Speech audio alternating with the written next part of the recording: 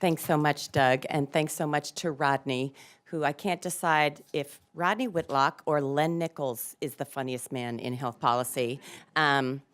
Let's have a throwdown competition. It may ultimately be a tie and a bipartisan one at that.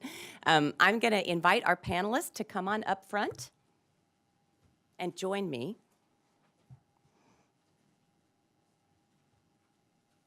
While I very briefly summarize the findings from our evidence report that Doug mentioned we are releasing today.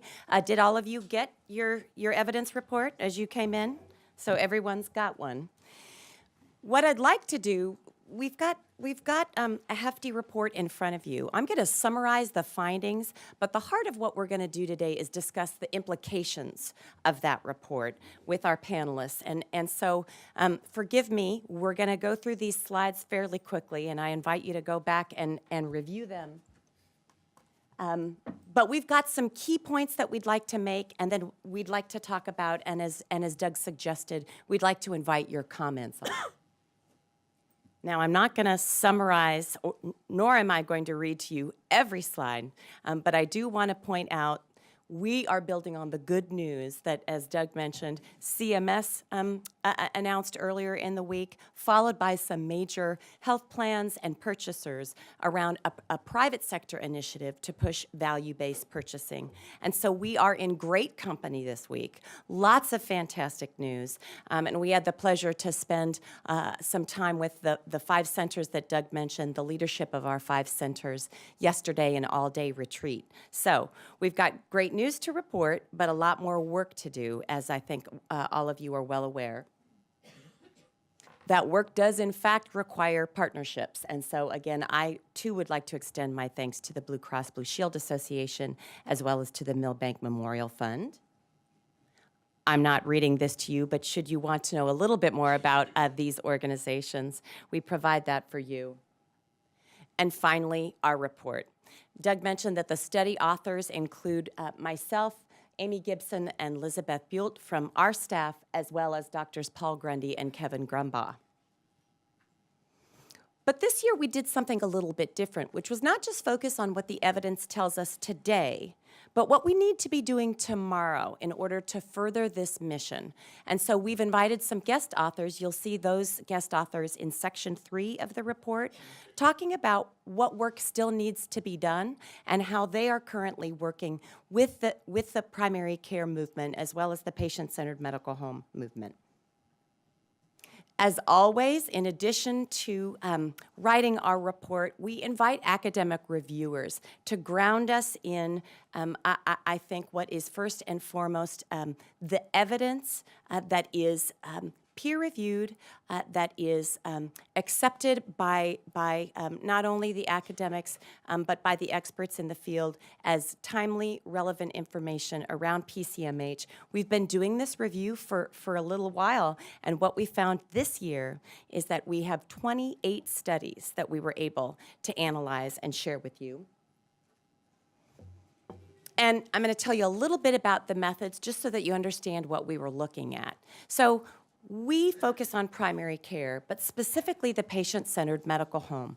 That term, patient-centered medical home, has evolved a little bit in the last few years. We have lots of folks who are participating in the quote-unquote philosophy of a patient-centered medical home.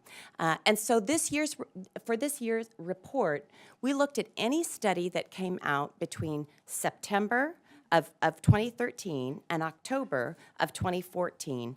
And the predictor variables that we looked at were researchers who looked at medical home, PCMH, advanced primary care, health home. If the study included those terms, self-defined, so the organization itself called themselves a patient-centered medical home, then we particularly wanted to look at outcomes that relate to cost or utilization. Not because cost and utilization are the only variables that matter, but in this time of deficit reduction, concern about entitlement spending, it is important that we understand the implications this model of care on cost and utilization. We also then took a look at the other triple aim outcomes, which I'll tell you about in a moment. There were 14 peer-reviewed studies this year that we found. 7 state PCMH program evaluations, really impressive work that the states have been doing for some time now, as well as 7 industry reports. We have some representation from our friends in the industry, as well as the physician community, who are going to talk a little bit more about their perspective. All 28 studies are represented in our report in this manner, which is we describe the state, the study itself, when the data review was done, and then what you can't see on this slide, but you'll be able to see in your publication, is that the first column is focused on cost and utilization specifically, and we summarized the data that the authors summarized. We didn't take liberties. We didn't summarize to any great extent what the researchers found. We wanted to use the words of the researchers themselves. So you'll find that in the green column. The next column over, we were focused on preventive services. So preventive services that the study itself also reported on. You can't make it into the study unless you reported on cost and utilization, but we also wanted to recognize other aspects of the triple aim. The next column over focused on access. Access being incredibly important for patients when it is that they want to engage with their primary care provider. That access doesn't always need to be 24/7 being able to see your provider, but telephonic access, other uses of electronic communication. And then finally, and we continue to be concerned about this, patient satisfaction and provider satisfaction with this model. We've got lots of folks now focused on the cost, and that's important. But this needs to be a model that we're evaluating how real patients and their families feel about the services they get in a PCMH. I suspect we'll see more of this over time. There were certainly reports that came out this year that aren't included in this study because they didn't look at cost. But the other piece of this equation, and we'll be asking Tony Clark to talk about this this morning, is how do providers like this model of care? You can't just ask providers to do all the hard work that is involved in changing to a patient-centered medical home if at the end of the day this doesn't improve the lives of primary care providers who are working so hard to take care of their patients. And so the evidence that I will share with you is that key point number 1, there's terrific news around cost and utilization. Now, most of these studies measure cost or utilization a little differently. Again, it's why we spend so much time in the report, in the tables, to describe specifically what those metrics mean. But out of 28 studies, 17 found improvements in at least one metric of cost.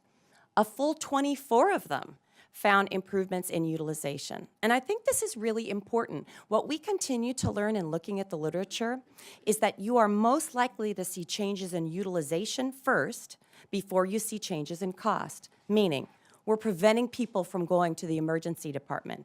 We're preventing people from inpatient hospitalizations. And then downstream, we see the cost savings. You got to be looking at total cost of care to be able to measure those savings.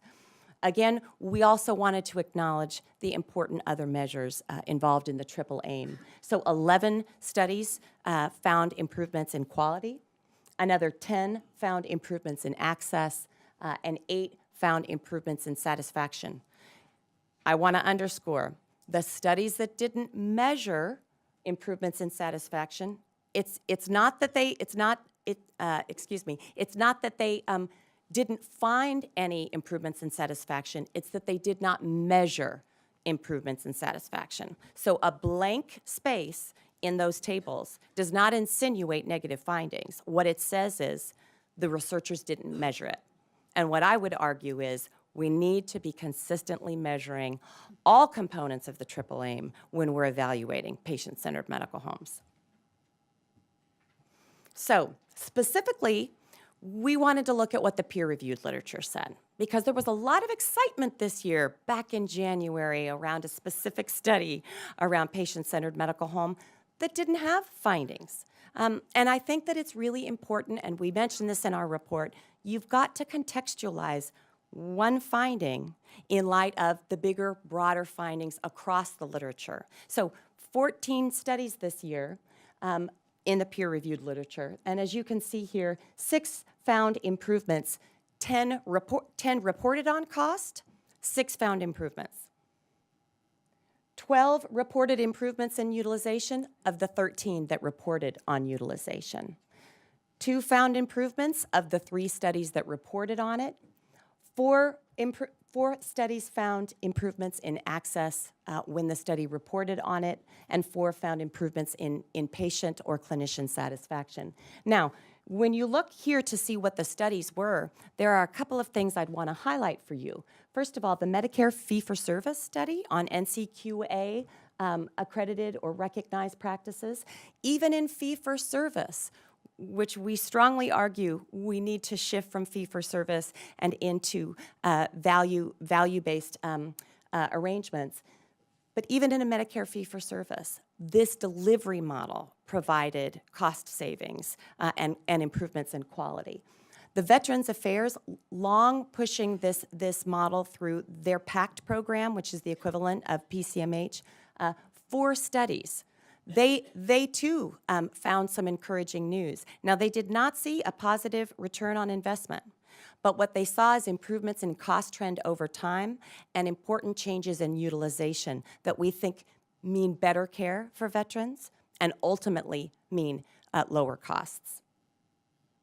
In terms of the state government outcomes, and I'm going to ask Chris Kohler to talk about this some this morning, as well as Dr. Raj Kumar, terrific news coming out of the states. States have long been doing work in this space, and we see in their evaluations that are quite rigorous and lengthy some terrific reports. When you look back into your publication, you'll find lots of data there, and certainly no way for us to summarize all the findings that all of these states had. So we pull out for you, out of 7 state government evaluations, all 7 reported cost savings.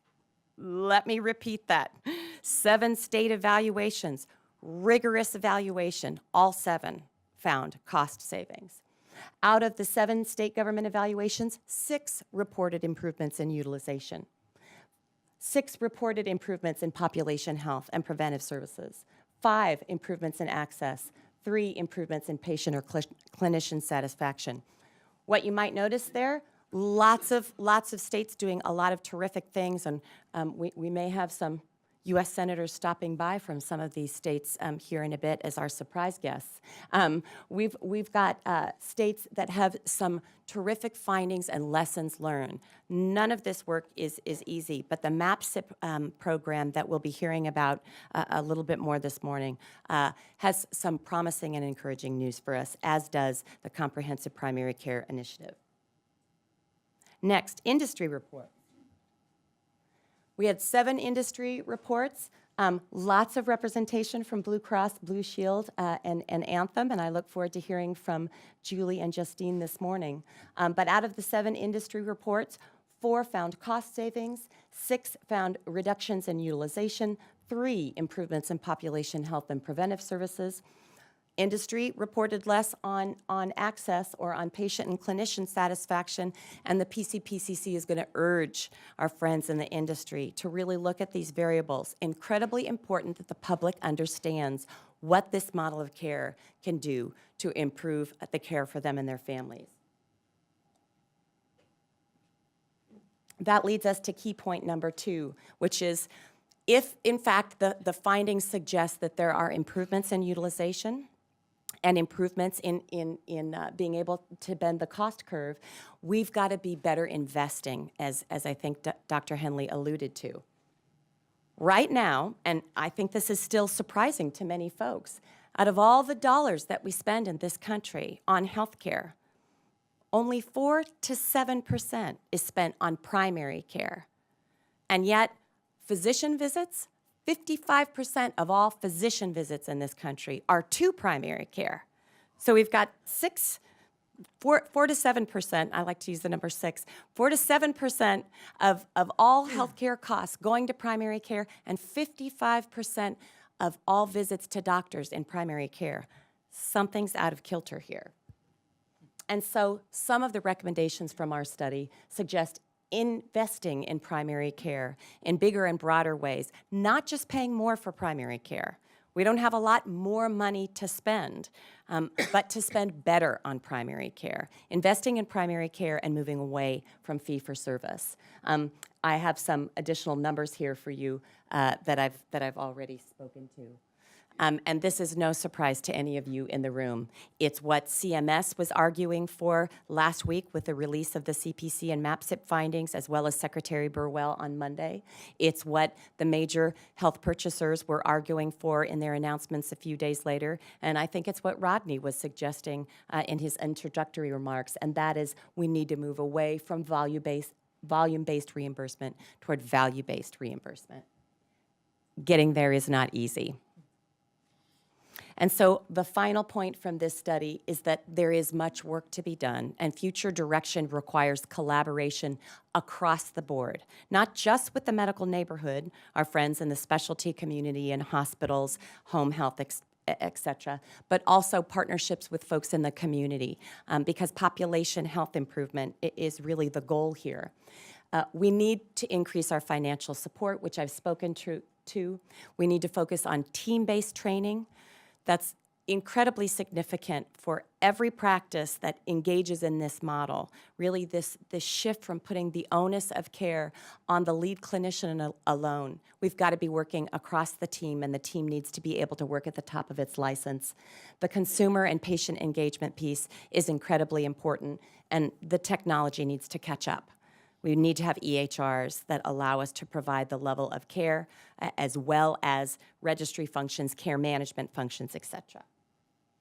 So with that, what I would like to close with is recognizing that what I've presented to you this morning, what my authors have presented to you in this publication, is really just this year's finding. But what the PCPCC is trying to do is share with you all of the news around patient-centered medical homes, as well as primary care. And if you go to our map, you will be able to learn a lot about your own state and the various initiatives that they've taken on. We're up to 500, as a matter of fact, that we're tracking, 500 initiatives across the United States focused on patient-centered medical homes. If you click on a certain state, and I'm going to click on one of my favorite states, which would be the state of Iowa, where I did, in fact, go to college. I'm a Cornhusker. The red will indicate that. I have one other Cornhusker, Julie. Anyone else? Always hurts a little to be from a little state. But I would like to thank Senator Grassley. What you'll see if you click on your own state, and staff members, if you want to better understand what's happening in your state and you want to tell your boss what's going on, our map is so the go-to place to do that.